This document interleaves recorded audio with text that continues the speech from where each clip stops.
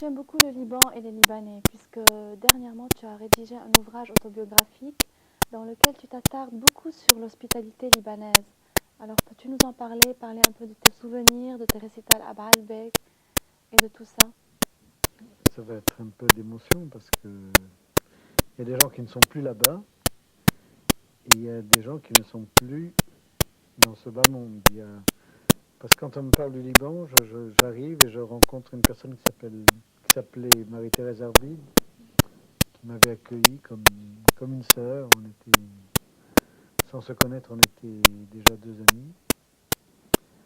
J'ai le souvenir d'avoir chanté. C'était la première fois que j'allais au Moyen-Orient chanter. C'était la première fois que je chantais mes chansons face à la Méditerranée, versant oriental. C'est la première fois que je retrouvais le goût, les odeurs, les parfums, les visages de mon enfance. C'était un peu. Je n'avais pas encore fait mon retour en Égypte, c'était déjà revenir dans la région. Puis il y a des amis d'enfance qui s'étaient exilés quand nous avions 15 ans, qui étaient partis au Liban parce que l'Égypte et le Liban étaient très voisins. Et souvent des, des compagnons de classe allaient poursuivre leurs études au Liban ou bien suivaient leurs parents au Liban.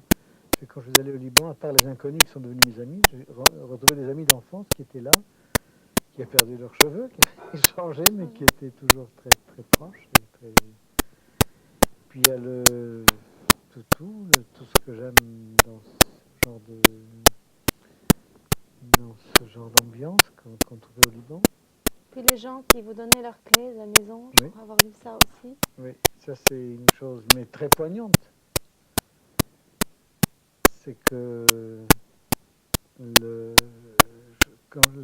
la dernière fois que j'étais au Liban, j'allais à la plage tous les jours. Il y a un monsieur qui m'a donné la clé de son chalet qui était sur la plage. Que j'ai gardé. Et puis au moment de partir, je lui ai rendu. Il me dit non, quand vous reviendrez au Liban, vous irez. Et puis il y a eu les événements que l'on sait. Beaucoup de Libanais se sont expatriés, d'autres ne sont pas rentrés. Et un jour, je rencontre ce monsieur avec son épouse dans une soirée. Je lui dis, vous savez, j'ai toujours votre clé. Il pouvait la jeter, la maison n'existe plus.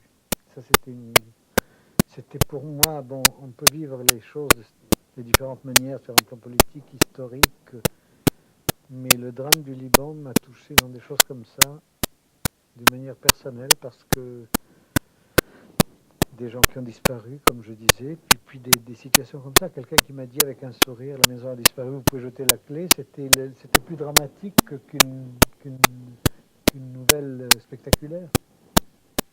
Un jour, j'avais chanté devant un monastère, par exemple. C'était le prêtre qui tenait le monastère qui nous avait accueillis, qui nous avait donné les cellules de moines pour nous servir de loge. Nous avait fait un repas au réfectoire. Puis on a chanté en plein air, et puis on m'avait dit que ce prêtre-là savait chanter très bien la liturgie. Et c'est lui qui a commencé le spectacle en chantant une prière avec une voix extraordinaire. Je veux dire, il y a des choses comme ça qui me restent en mémoire, qui ne sont pas dans le courant de ce qu'on fait habituellement dans mon métier. Tu vas voir maintenant, ça a beaucoup changé.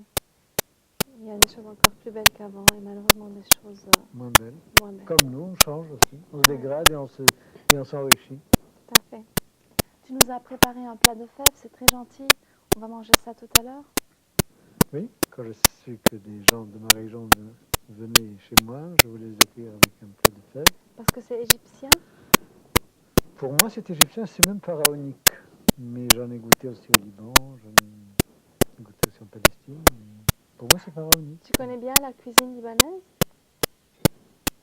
Je connais rien de bien. Je connais beaucoup de choses dans le monde, mais ce que je connais, je l'apprécie beaucoup. Dans mon palmarès des grandes cuisines, il y a le Liban. Je me souviens, une fois, tu nous avais invités à manger autour d'un plat de fèves après un spectacle. Et c'était très sympa parce qu'il y avait des gens de toutes les nationalités. Il y avait des Brésiliens, des Turcs, des Italiens et moi-même libanaise. Tu as des amis de toutes les nationalités, de tous les pays? Dis-moi qui tu fréquentes, je dirais qui tu es. Moi, je suis cosmopolite et universaliste. Et je fréquente des gens de tous les pays. Je parle beaucoup de langues, je voyage beaucoup. J'ai des amis et des amours sur toute la planète. Donc c'est vrai que si on vient chez moi, on trouve des traces de tout ce que j'ai fait comme voyage. Il y a la Grèce, il y a la Turquie, le Japon, le Mexique, l'Égypte, le Liban, Oui, il y a un peu tout. le Brésil, la musique, les jeux, l'accordéon, il y a tout est là. Mais, à vrai dire, si on filmait mon appartement, il raconterait peut-être plus l'histoire que moi. Parce que à travers ces objets, il y a mes dessins, parce que je fais aussi de la peinture. Je fais rien à part mes chansons et mon travail de chanteur. Je ne fais rien d'une manière suivie parce que s'il y a la lumière, ça donne envie de peindre. Si je me suis cassé une jambe à moto et alors j'étais chez moi longtemps et ça me donne envie d'écrire. Il faut les conditions créent dans ma vie, créent la situation, créent la vocation, créent l'inspiration.